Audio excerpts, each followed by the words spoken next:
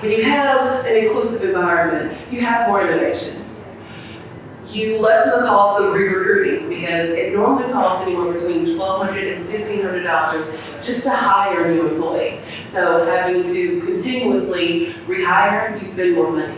Also, you have a more productive environment when you're inclusive, when people feel like they're part of the conversation, and they feel like their voice is heard, not just having a seat at the table, but a voice in the room. People perform better. And then also, employees expect inclusion. It's not just, hey, you're here, and it's great. It's, we want to know what you have to say. We want to know what you think. We want you to contribute to the overall vibe of our business.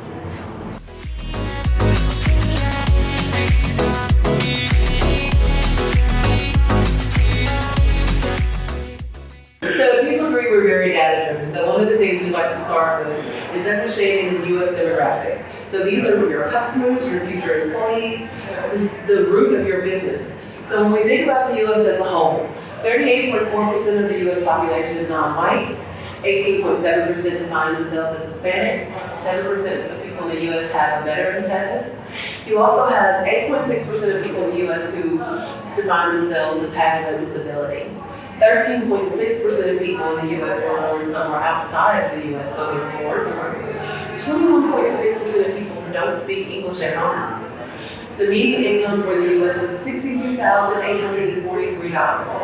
And now that's household income. That's a household of one or a household of seven. And also, that's the median for the entire U.S. So that $62,000 is going to go a lot further in maybe Arkansas than it will in California. And then when we think about the LGBT population, 4.5% of the U.S. defines themselves as LGBT, and 29% of those people are raising children.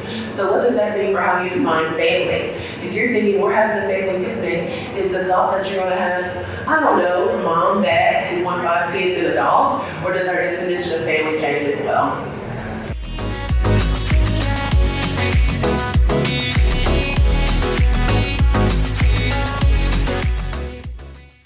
So we ask the question, why are diverse teams valuable? One big reason is when you have a diverse group of people, you have a diverse group of thoughts, you have a diverse background, you have diverse facts that come into any given situation. You also tend to have more objectivity, right? People don't like being the only person who thinks differently, so you get a wider range of thoughts, you have objectiveness that you might not have otherwise.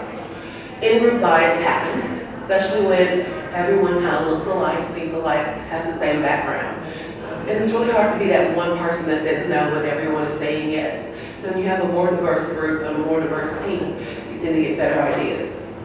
Also, everyone processes information differently.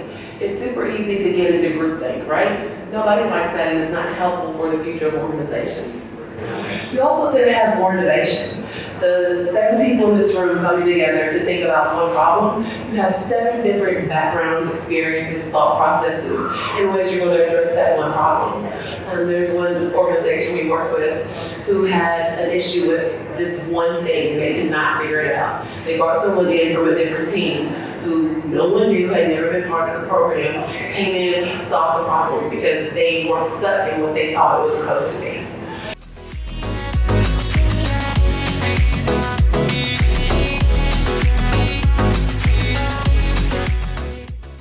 So we spend a lot of time talking about everyone has bias. We talk about ways to mitigate bias. But then the fear is, well, what happens when I make a mistake?